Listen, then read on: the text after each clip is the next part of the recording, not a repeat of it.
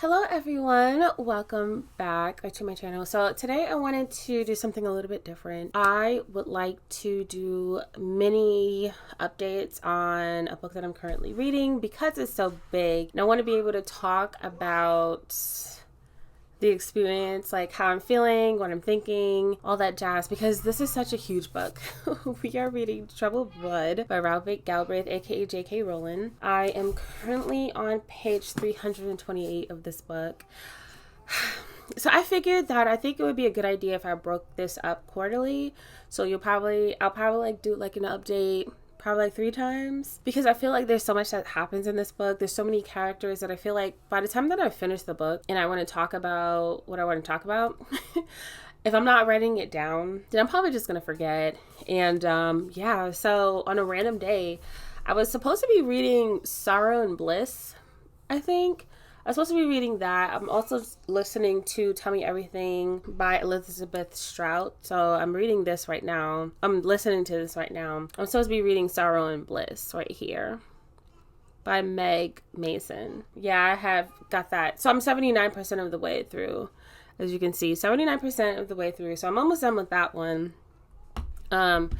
And so I don't know, it was just like on a random day, and I was just like, you know what? I kind of wanted to read this. I am so behind. I think that there's the Hallmark Man or something like that is supposed to be coming out sometime soon, but I don't like to get like hardcovered books, especially if they're going to be like thick and chunky, like the ones that's been being published from here moving forward. I think the next one is like the Ink Black Heart. That's like 1,000 pages, and then the Running Grave, I think that's like a lot of pages as well.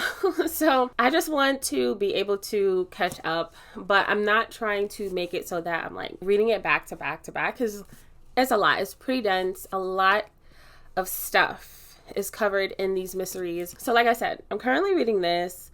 I'm a little over a fourth of the way through, and honestly, this book is like, if I'm being honest with you guys, this makes me rethink and low-key want to reread. Eventually, I feel like in the future, I'm probably going to reread the series anyways. But this makes me rethink how I read this book, this series, my intentions, like, and how I've just kind of conducted myself as I was reading these books in the series. Before, it was more so like a casual kind of like thing. Like I was just reading it and I wasn't really thinking too much of it. I think the only thing that I was able to really know who the culprit was the silkworm. With Lethal White, I felt like I kind of had an understanding. Like once like the pieces started to like slowly come together, I kind of figured like, okay, it's that person. But I never really put too much stock in like studying it, trying to figure out like who's who or whatever. But as I'm reading this, okay, and I was just thinking about Lethal White, and I was just like, oh my gosh, like the answer is right in the title. And understanding what the horse Lethal White means, you can relate it to the culprit. And I was just like, oh my gosh, like I kind of felt like I figured something out, like, and I'm just like late, and it's just like duh. But still in all, it was like, I'm just thinking about it, and I don't know, like there's a part of me that actually want to continue to read. Like after I finish this book, I want to read the other ones moving forward. I don't know, because like I feel like I might be excited right now, but who knows what the future holds. Like for Lethal White, it took me like 2 years or so to like finish that book. Like I had started in the beginning and I stopped at 200, and then like I didn't pick it up for like years. But to me personally, I wasn't enjoying Lethal White as much as I'm enjoying Troubled Blood. I feel like for me with Lethal White, it wasn't that eventful, in a sense that it wasn't that eerie or thriller-ish. Like there was a mystery element to it. There was some like areas that could have been like a little bit thriller-ish, but it just, for me, it wasn't. Like I don't know, I'm more attracted to the career of evil, the silkworm, where there's like conspiracies and it's really creepy and like high stakes danger, that kind of thing. So I enjoy that. The Cuckoo's Column was cool because like it was the first book, so it was like really fun. The mystery was great, and it was nice getting to know the characters.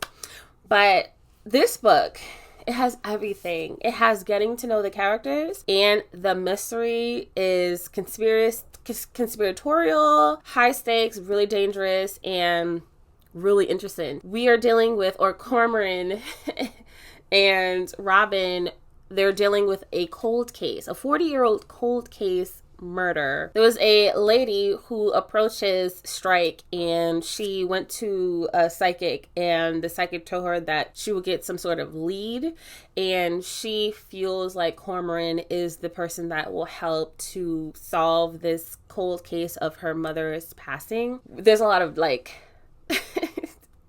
tarot cards in here, occultism, like all the things that I enjoy, that I indulge, or used to at least. I don't do it as much anymore, but all the stuff that I've indulged in, astrology, all that stuff like that, that's in here. Because the detective that was on the case at the time of Margot Bombaro, that's the lady, at the time of her disappearance, he started to have some sort of thyroid developing or something, and it's like they think that caused him to kind of be a bit unhinged in the case. And so he would use astrology and occultism and Aleister Crowley books and tarot cards to try to link the case to a particular serial killer named Creed. I forgot his first name. A lot of it is especially for Strike and Robin, it's very confusing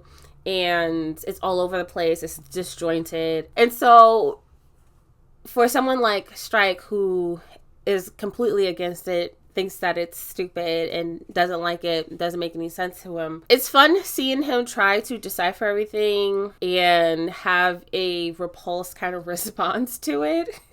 But also too, we get into some character development, and we're more so focusing on Strike this time around. I remember saying before in the last book that I didn't think that Robin nor Strike should get together, because I really felt like Strike needed to do the work, get some healing done. So we kind of get that in this book, which is great. So we get a better understanding of Strike and his upbringing, because his aunt, who took him in, his aunt Joanne is diagnosed with cancer, and so she's going through the ups and downs of like chemotherapy and all that stuff like that. And so there's a lot of like reflecting that's happening with Cormoran Strike, because Joanne and his uncle Ted were pretty much the healthy parental figures in his life when his mom Lita was kind of like going all over the place and just in and out of his life, and his dad was like nowhere to be found. It's because of his uncle that he actually joined the military, and he's a detective. So I thought that was really cool. You see his relationship with his sister Lucy. Their relationship is just kind of different now because of what's happening with Joanne. We see how with Lucy, she's not taking any of his crap, and she's just like calling him out and like showing him a little bit of attitude, because for her, Joanne was more like a mother figure. And so there's a little bit of possessiveness there, where she feels like either Strike needs to like be more considerate and understanding and see Joanne as a better mother figure than their mom Lita, or it's like this is kind of like this competition kind of thing, where it's just like I was a better like person, or I had a better relationship with Joanne than you, because you're very distant and dismissive and unengaging or whatever. But we also discussed how Lucy feels in regards to how he treats her kids, which I thought it was pretty funny, because like he has like one kid that he likes. I think his name is Jack, but everyone else, like the other two kids, he can't stand, because if we're being honest, like their behavior is just like, why would I like you? Because like you ran away, you was running around the house with my prosthetic leg. Why would I like you? And then we see Charlotte, she's coming around and she's up to her usual antics with like trying to penetrate through Strike's defenses, and Strike talking about loneliness and questioning like connections and how he feels about other people. And he also ponders about his relationship with Robin and what that looks like and how he should navigate these things. And at the same time too, we do discuss Robin as well. She's going through her divorce, and of course Matthew is making it hard for her. And so she's dealing with that, while also too, because Strike has to keep going out of to see Joanne, because Strike has to keep going to see Joanne. Robin is in charge of the agency, and they're dealing with subcontractors who are men, and they're not necessarily, well, one in particular, he's not really too happy about it. And plus, he thinks that because they're both going through a divorce, that there's some sort of like relationship or like some sort of like hidden feelings. And so there's this like underlining like flirtation that he's trying to like kind of like initiate. And it's this conversation of like, oh, like, so, because there was a conversation that, an internal conversation that Robin was having, where she was like, well, like, why did I laugh at his joke and it wasn't funny? Like, why did I not create a boundary? Why am I not creating a boundary? So there's all this whole thing that's happening right here as well. There is like a little bit of a feministic undertone, because Margaret Bombaro, she was a feminist. And so there is this discussion of women in the workplace. Also, too, Robin, she is 29 now. I didn't know that they were 10 years apart. So Robin is 29. Strike turned 39. But for Robin, they're trying really, really hard to get her to, or at least her friends who are friends with like Strike, they're trying to get them together. And so Robin is having to deal with that. And also to this constant like misconstruing of like communications and like signs, like what do they mean by that, what did he mean by that, and then like Robin's brother has just had a baby, so it's this discussion of whether she wants to have kids or not. Like, she thought that she wanted to have kids with Matthew, but considering the job that they have, like, it's this question that gets raised of like, would I be able to maintain like a healthy relationship with like someone else, or let alone have kids, because this job is so demanding and it requires so much of her. And so there's that whole situation. Of course, Strike doesn't want to have kids at all. Yeah, it's really, really cool. I wanted to show a picture of one of the Tobert's writings from his notebook. It's crazy, you guys. It's insane. There's another one, and I was just sitting there trying to like decipher it, reading into it, and then I went online because the words are so small, but I went online and I found out who the culprit was. I wasn't even trying to, like, it was like in the question. So I think I know who it is. And so it's just more so a matter of like, how did it even happen and how they figure it out. Because it's more than just Margaret being kidnapped and then X'd out. There is links to drugs, or the distribution of drugs, potentially. Patients coming in and like getting smortions, or like it's just like things that are like kind of sort of happening that's like behind, like it's like the underbelly in the 70s, I think. And so there's a lot of like things outside of just a kidnapping that's going on, especially with the different type of relationships with the different kind of men that Margaret was involved in or was associated with, because in her past she was like a bunny girl, and so she worked at like a particular Playboy kind of like club. And so yeah, there's all of that stuff that's like kind of happening. So I'm having a good time. I'm loving it. There are so many quotes that I wish I would have underlined, but I was just like, at the time I just was like, I don't want to.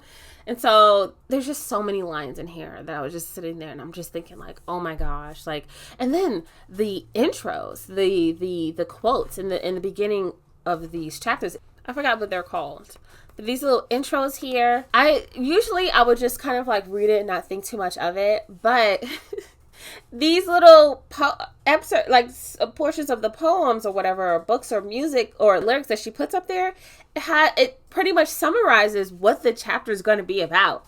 So I was like, what the? Of course. JK Rowling is just such a good writer. She's such a good writer. And I love the way that she just writes about human behavior, human connections, human descriptions.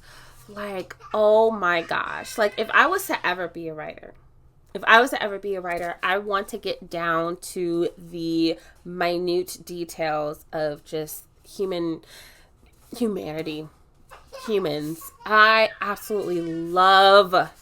love her books. I love her writing. And I realized last night that this is what I like about her writing, is just the fact that she could just be so raw. The characters don't have to be so beautiful and perfect or anything like that. Like, they can be really stinky, grimy, grungy, and it's just amazing. I was cracking up last night because Cormoran and Robin went to go see the two girls. I think it was the assistant and the nurse, Irene and Janice, and that interaction was just, I loved it so much.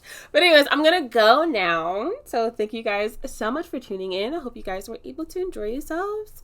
Make sure you guys have a great day, afternoon, evening, night, morning, wherever you're watching in the world. Until next time, peace.